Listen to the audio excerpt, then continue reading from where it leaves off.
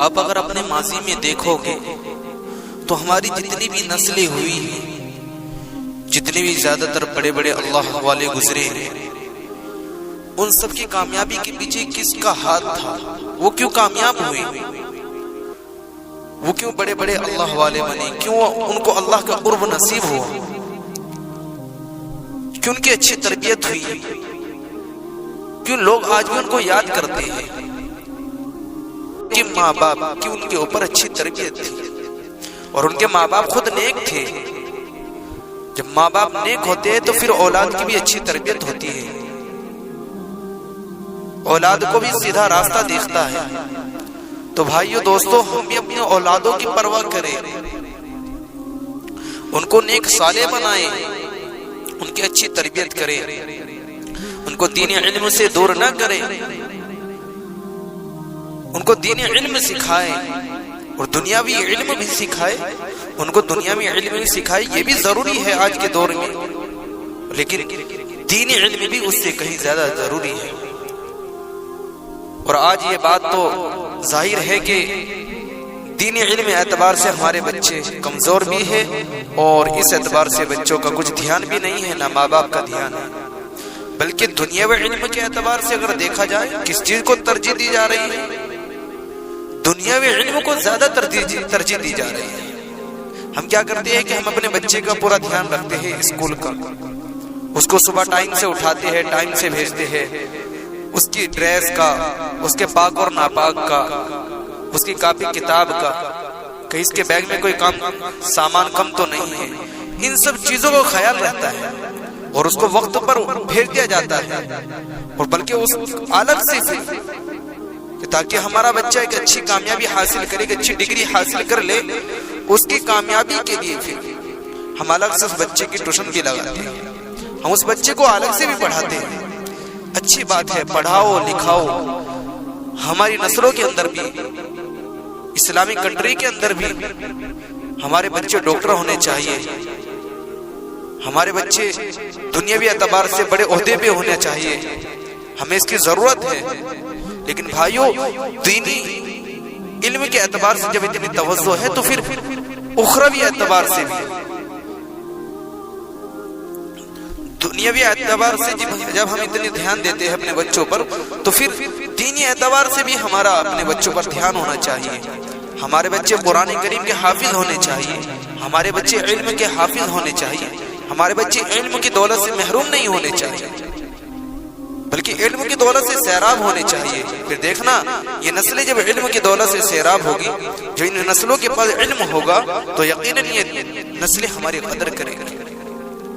ارے بھائیو، دین کیا ہے؟ دین کو یہ مت سمجھو کہ دنیا میں دین والوں کی رسوائیاں ہیں، در در کی ٹھوکریں ہیں، کہیں مسجد میں لگے گی وہاں بڑی بڑی پریشانیاں ہیں۔ ہاں، دین پر مصیبتیں تو ہیں، یہ نہ سمجھو کہ وہاں تنخواہیں کتنی ہوتی ہیں، لوگ کیا کہتے ہیں، اس چیز کی پرواہ نہ کرو۔ ہمارا بچہ کسی مدارس کے اندر پڑھائے گا تو اس کو کیا ملے گا؟ علم حاصل کرنے کے بعد کون سی اس کے پاس بڑی ڈگری آ جائے گی؟ ارے بھائیو، دین حاصل کرنے کے بعد دنیا میں بھی فائدہ ہے، لیکن اس کا اصل فائدہ آخرت میں ہے۔ اصل زندگی جو ہماری آخرت کی ہے، آخرت کی زندگی میں علم کا اصل فائدہ ہے۔ اور بھائیو، رب نے اسی کو چھپا رکھا ہے۔ ہاں، وہاں بہت انسان تڑپیں گے، روئیں گے، رب سے کہیں گے کہ موقع دیا جائے۔ وہ اولاد بڑا فخر کریں گے اپنے اوپر، اور ان کے ماں باپ بھی فخر کریں گے۔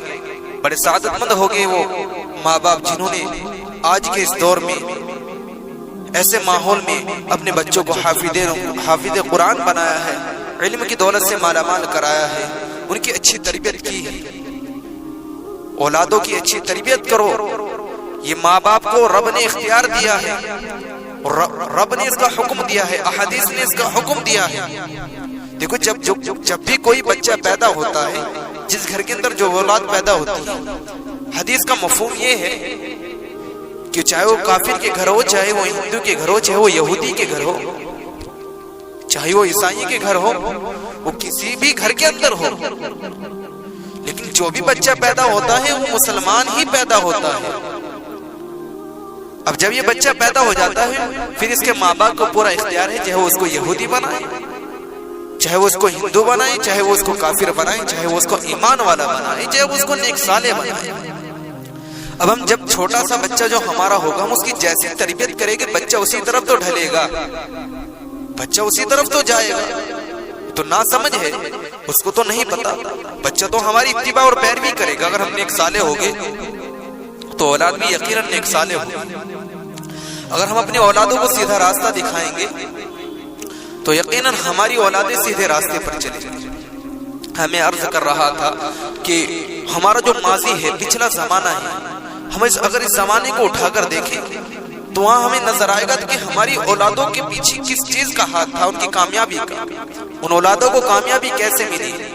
ان اولادوں کو کامیابی ایسے ملی کہ ان کے ماں باپ نیک تھے، نیک صالح تھے، اور کبھی بھی بچوں سے جھوٹ نہیں بولتے تھے، کبھی بچوں کے سامنے غلط باتیں نہیں کیا کرتے تھے، کبھی بھی بچوں کے سامنے غلط پیش نہیں آیا کرتے تھے، بلکہ بچوں کے سامنے اچھی طرح سے پیش آتے تھے، ان کی اچھی تربیت کرتے تھے، ان کو صحیح اور سچی بات بتاتے تھے، ان کو نیکی کا راستہ دکھاتے تھے۔ چاہے گردن کٹ جائے، چاہے کتنی بھی بڑی پریشانی آ جائے، تبھی بچے سے یہی کہا جاتا تھا کہ میرے پیارے حق کے راستے پر رہنا، کبھی جھوٹ نہ بولنا۔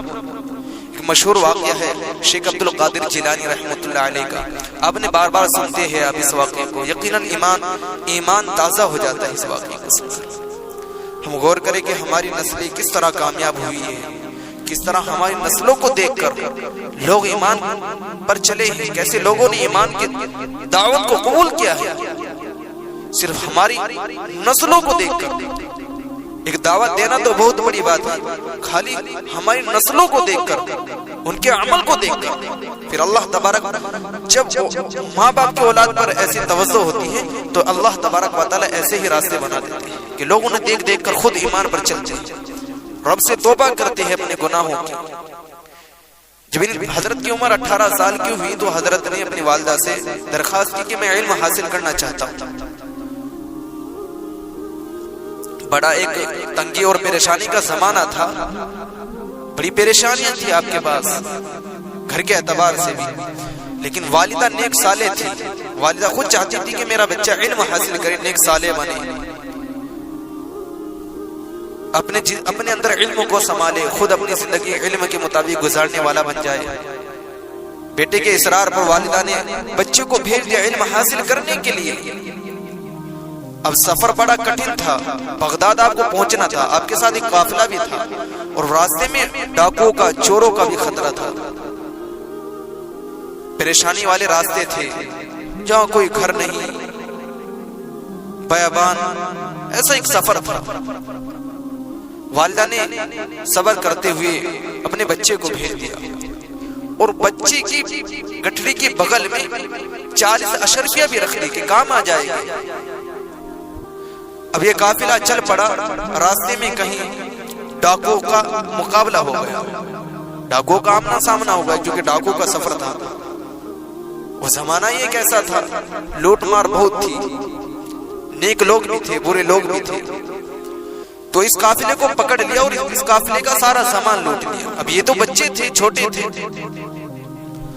اب انہوں نے سوچا کہ اس کے پاس کیا ہوگا، اس کو چھوڑ دیا۔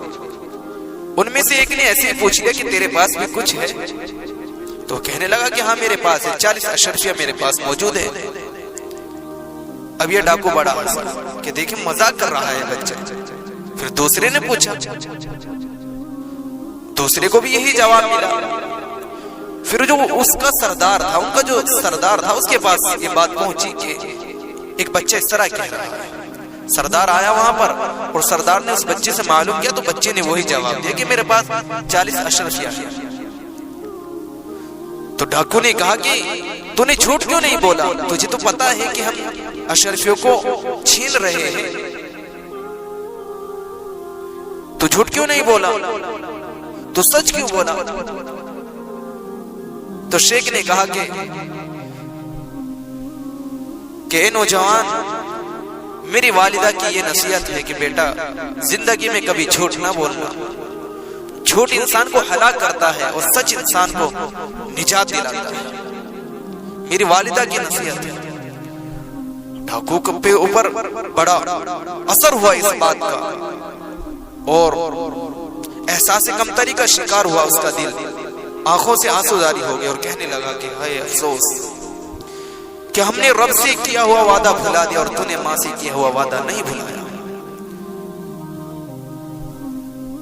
بڑا غم ہوا، اس نے وہیں فوراً توبہ کر لی کہ اللہ مجھے معاف کر دے۔ اس کے ساتھ جو باقی ڈاکو تھے انہوں نے بھی توبہ کر لی۔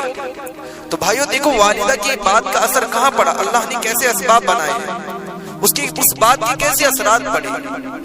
تو جب ہم خود نیک ہو گئے اور نیک نصیحتیں اپنی اولاد کو کریں گے تو یقیناً ہمارے بچے بھی نیک صالح ہوں گے، فرما بردار ہوں گے۔ ہاں بھائیو، اپنے بچوں کو قرآن کریم کی دولت سے محروم نہ کریں، انہیں قرآن کریم سے دور نہ کریں، ان کو دنیاوی تعلیم بھی دیں، ان کو آخرت کی تعلیم بھی دیں، ان کو علم کی دولت بھی سکھائیں، ان کو مدارس کے اندر بھیجیں، مساجد کے اندر بھیجیں، لیکن ان کو علم کی دولت سے محروم نہ کریں۔ آج ہمارے بچے علم کے حافظ بن جائیں گے، قرآن کے حافظ بن جائیں گے۔ ایسا نہیں ہے کہ اگر ہم اپنے بچے کو اگر علم سکھائیں گے تو اس کو دنیاوی علم نہیں سکھا سکتے، ایسا ہرگز نہیں ہے۔ دونوں علم اپنے بچوں کو سکھا سکتے ہیں اور یقیناً وہ بچے بڑے عہدے میں پہنچتے ہیں جو آخرت کا علم بھی حاصل کرتے ہیں، قرآن کے حافظ بھی ہے، احادیث کے حافظ بھی ہے اور دنیاوی تعلیم بھی حاصل کر رہے ہیں۔ بھائیو، یہ ایک بہت بڑا رب کی طرف سے بڑی قیمتی چیز ہے۔ جو بچے قرآن کے حافظ ہیں، احادیث کے حافظ ہیں، وہ بچے کمزور نہیں ہیں، وہ بچے ناسمجھ نہیں ہیں، وہ بچے بڑے طاقتور ہیں، وہ بچے بڑی قیمتی ہیں، ان کے پاس دنیا و آخرت کی عافیت ہے، بھلائی ہے، دنیا و آخرت کی سب سے قیمتی چیز ہے ان کے پاس۔